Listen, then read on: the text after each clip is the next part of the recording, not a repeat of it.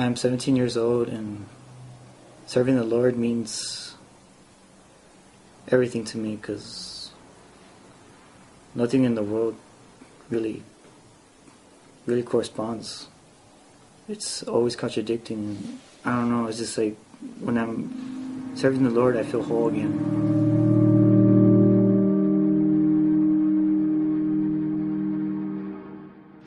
It's the little guy. Oh, it's like Which is when he now was little. the big guy. That's my dad. That's me. Now it looks like more like me right here. Worship has gotten me closer with God. I've been a believer for about 5 years. And when I really started pressing in is when I started when I started using my talents for the Lord. I stepped up, took a step of faith, and I started playing the guitar for Him. I started journaling not that long ago, about a month. And it's my mom who told me that you should write down everything that like everyone tells you, like prophecy or anything, just anything that happens in your life.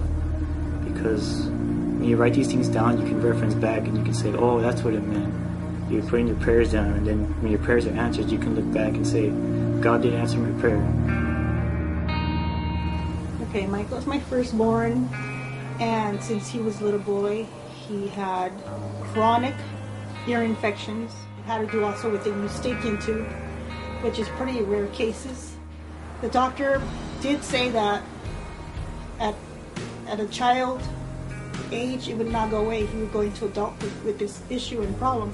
Not only affected his hearing, it also affected his speech. He learned how to live with partial hearing. I walked in one time at a conference with Jason's mom, and he prophesied over me, and he said, do you play guitar? I barely learned how to play the guitar. I'm barely in the beginning stages. And I was like, yeah. He's like, well, God's going to use you in a band. And at the time I didn't know what it meant, so 2 years later I go to a band, and it's a worship band. And I started playing for Jason Beth and his youth ministry.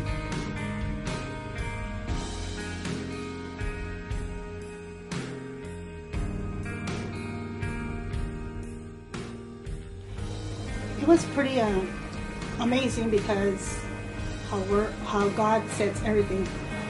He already had the desire to worship. God was putting that fire into him, but he was struggling with his ear, and I knew that he wanted to go further, deeper, but he was struggling. And I went up to Sister Brenda, and basically I told her, Michael has this issue with his ear, and it's kind of right now it's acting up.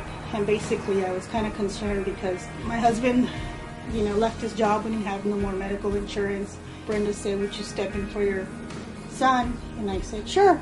And that's when we prayed, and I never had an idea that seconds below, when he was up there worshiping, I had no idea that his ear popped like 2 seconds after that. And when he came down, he told me, hey Mom, you're not going to believe this, my ear popped. And I was like, oh, awesome. Did you know that Mom and Brenda prayed for you? So that was pretty cool. So I've been desiring to be a worship leader, so I think God healed my ear for a reason, saying that I want to use you more. That's all I've been doing. That's all I've been wanting to do, because my heart set out to the youth. I would tell other youth to do what they love doing for the Lord, and that's how I would draw them closer to Him.